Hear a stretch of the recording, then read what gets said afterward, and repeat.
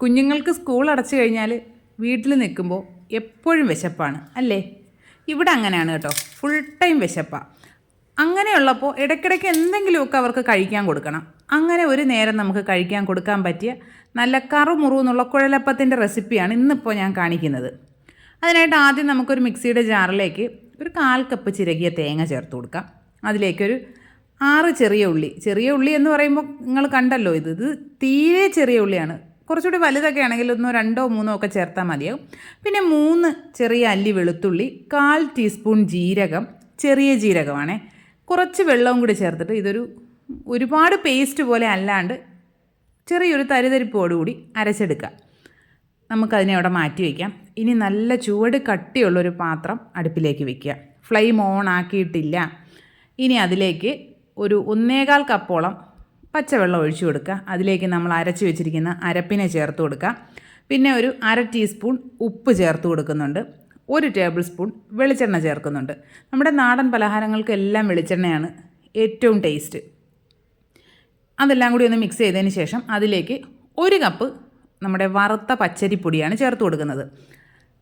ഇത് flame on ആക്കിയിട്ടില്ല, ഓർക്കുക. 250 ml കപ്പിൽ 1 കപ്പ് പച്ചരിപ്പൊടിയാണ് ചേർത്തത്. പച്ചരിപ്പൊടി ചേർത്തിട്ട് കട്ടയൊന്നും ഇല്ലാണ്ട് നന്നായിട്ട് ഇതൊന്ന് ഇളക്കിയെടുത്തതിന് ശേഷം എല്ലാം നന്നായിട്ട് യോജിച്ചു എന്ന് ഉറപ്പാക്കിയതിന് ശേഷം നമുക്ക് ഫ്ലെയിം ഓൺ ആക്കി കൊടുക്കാം. ആദ്യം ഹൈ ഫ്ലെയിമിൽ തന്നെ വെച്ചോളുക. ഹൈ ഫ്ലെയിമിൽ വെച്ചിട്ട് നന്നായിട്ട് ഇളക്കി കൊടുക്കാം. അതുകൊണ്ടാണ് ഞാൻ പറഞ്ഞത് നല്ല അടി കട്ടിയുള്ള പാൻ തന്നെ എടുക്കണം, ഇല്ലെങ്കിൽ പെട്ടെന്ന് അടിക്ക് പിടിക്കും. ഈ മാവ് ചെറുതായിട്ടിങ്ങനെ ഒന്ന് തിക്കായി തുടങ്ങുമ്പോൾ നമുക്ക് ഫ്ലെയിം ലോ ഫ്ലെയിമിലാക്കിയിട്ട് കൈ വിടാണ്ട് ഇളക്കിയെടുക്കണം. തീരെ അങ്ങ് ചൂട് കുറവാണ് എന്ന് തോന്നുകയാണെങ്കിൽ കുറച്ചുകൂടി ഒന്ന് കൂട്ടി കൊടുക്കുക. അങ്ങനെ നമ്മൾ ഈ ഫ്ലെയിം ഒന്ന് അഡ്ജസ്റ്റ് ചെയ്തിട്ട് വേണം ഇതിനെ കുറുക്കിയെടുക്കാനായിട്ട്. ഇങ്ങനെ വെള്ളം വറ്റി അവസാനം നമ്മൾ ചപ്പാത്തി മാവൊക്കെ കുഴച്ചെടുക്കില്ലേ, അതുപോലെ ഈ പാനിൽ നിന്ന് വിട്ട് വരുന്ന ഒരവസ്ഥയായി കിട്ടും. ഒരു ബോൾ പോലെയായി കിട്ടും. അതിനെ നമുക്ക് വേറൊരു പാത്രത്തിലേക്ക് മാറ്റി കുറച്ച് നേരം ഒന്ന് തണുക്കാനായിട്ട് വെക്കണം. ആ പാനിൽ തന്നെ വെച്ചിരുന്നാൽ ആ പാനിൽ തട്ടിയിരിക്കുന്ന ഭാഗം നന്നായിട്ടങ്ങ് മുരിഞ്ഞതുപോലെ ആയിത്തീരും, അതങ്ങ് ഡ്രൈ ആയിപ്പോവും. അതുകൊണ്ട് നമുക്ക് വേറൊരു പാത്രത്തിലേക്ക് മാറ്റി ഒന്ന് പരത്തി വെച്ച് കൊടുക്കുക. ഇനി ഇതൊന്ന് മൂടി വയ്ക്കുക. ഏതെങ്കിലും അടപ്പ് വെച്ചങ്ങ് മൂടി വെച്ച് കഴിഞ്ഞാൽ അതിലെ ആവി വെള്ളം വീഴും. അതുകൊണ്ട് ഇതുപോലെയുള്ള കണ്ണാപ്പയോ എന്തെങ്കിലും വെച്ചൊന്ന് അടച്ചു വെച്ച് കഴിഞ്ഞാൽ പെട്ടെന്ന് ചൂടാറി കിട്ടുകയും ചെയ്യും, വെള്ളം അതിൽ വീഴുകയില്ല. നമുക്കിത് കൈകൊണ്ട് മിക്സ് ചെയ്യാൻ പറ്റുന്ന ചൂടാകുമ്പോൾ തുറന്ന് അതിലേക്ക് കുറച്ച് എള്ള് ചേർത്ത് കൊടുക്കുക. ഞാനിപ്പോൾ കുറച്ച് അധികം ചേർത്ത് പോയി, അത്രയും ചേർക്കണ്ട, കുറച്ച് ചേർത്താൽ മതി. 1 ടേബിൾ സ്പൂണോളൊക്കെ എള്ള് ചേർത്താൽ മതിയാകും. എള്ള് കൂടി ചേർത്തിട്ട് ഒന്ന് നന്നായിട്ട് മിക്സ് ചെയ്യുക. ഒരുപാട് കുഴച്ചെടുക്കേണ്ട കാര്യമൊന്നുമില്ല, മാവ് നല്ല സോഫ്റ്റാണ്. ഇനി ഇതെങ്ങനെയാണ് പരത്തുന്നതെന്ന് നോക്കാം. ഞാനിപ്പോൾ ഒരു ഗോതമ്പ് പൊടിയുടെ കവറാണ് കീറിയെടുത്തിരിക്കുന്നത്. നിങ്ങളുടെ കയ്യിൽ സിപ്ലോക്ക് ബാഗ് ഉണ്ടെങ്കിൽ അതും മതിയാകും. ഇനി അതിൽ നന്നായിട്ട് എണ്ണ തേച്ച് കൊടുക്കുക. നമ്മുടെ കയ്യിൽ നന്നായിട്ട് എണ്ണ തേക്കുക. ഇനി കുഞ്ഞു ബോൾസ് എടുക്കുക. ചപ്പാത്തിക്ക് എടുക്കും പോലെയല്ല, നമ്മൾ പൂരിക്ക് എടുക്കില്ലേ, അതുപോലെ കുഞ്ഞു ബോൾസ് എടുത്ത് കയ്യിൽ വെച്ച് ഒന്ന് നന്നായിട്ട് റൗണ്ട് ആക്കിയതിന് ശേഷം ഇതിലേക്ക് വെച്ച് കൊടുക്കുക. എന്നിട്ട് ആ കവറിൻ്റെ ബാക്കി പോർഷൻ ഇതുപോലെ മടക്കുക. അതിന് മുകളിൽ ഒരു സ്റ്റീലിൻ്റെ പ്ലേറ്റോ എന്തേലും വെച്ച് ഒന്ന് പ്രസ് ചെയ്ത് കൊടുക്കുമ്പോൾ ഇതുപോലെ ആയി കിട്ടും.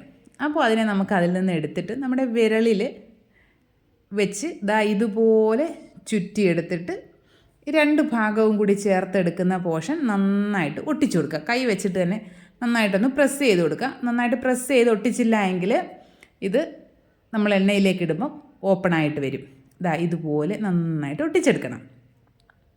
ഇനി നമുക്കൊരു 4-5 എണ്ണം ഇതുപോലെ ആക്കിയെടുത്തതിന് ശേഷം ഫ്രൈ ചെയ്ത് തുടങ്ങാം.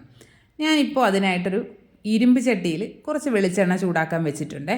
എണ്ണ നന്നായിട്ട് ചൂടായി എന്ന് ഉറപ്പാകുമ്പോൾ നമുക്ക് ഈ മാവിനെ അതിലേക്ക് ഇട്ട് കൊടുത്തിട്ട് ഒന്നും ചെയ്യാൻ പാടില്ല. അതങ്ങനെ അവിടെ ഇരുന്നോട്ടെ. കുറേ സമയം കഴിയുമ്പോൾ അതിങ്ങനെ പൊങ്ങി വരും. മുഴുവനായിട്ടും പൊങ്ങി വന്ന് കഴിയുമ്പോൾ സ്പൂൺ വെച്ചിട്ട് തിരിച്ചും മറിച്ചുമൊക്കെ ഇട്ട് കൊടുത്തിട്ട് നന്നായിട്ട് കുക്ക് ചെയ്തെടുക്കുക. ലോ ഫ്ലെയിമിലായിരിക്കണം. അവസാനം നമ്മളിത് കോരിയെടുക്കുന്ന സമയമാകുമ്പോഴേക്കും ഫ്ലെയിം കൂട്ടി കൊടുത്തിട്ട് കോരിയെടുത്താൽ മതിയാകും. ഒരുപാടങ്ങ് ബ്രൗൺ ആക്കരുത്. നല്ലൊരു ഗോൾഡ് കളറാകുമ്പോൾ നമുക്ക് കോരി മാറ്റി വയ്ക്കാം. ബാക്കിയുള്ളതും അതുപോലെ തന്നെ ഫ്രൈ ചെയ്തെടുക്കാവുന്നതാണ്. എനിക്ക് ഈ അളവിൽ നിന്ന് 28 കുഴലപ്പമാണ് കിട്ടിയത്. നിങ്ങൾക്ക് അത്രയും വേണ്ടെങ്കിൽ ഈ അളവുകളെല്ലാം പകുതി എടുത്താലും മതിയാകും. അതൊക്കെ നിങ്ങളുടെ ഇഷ്ടമാണ്.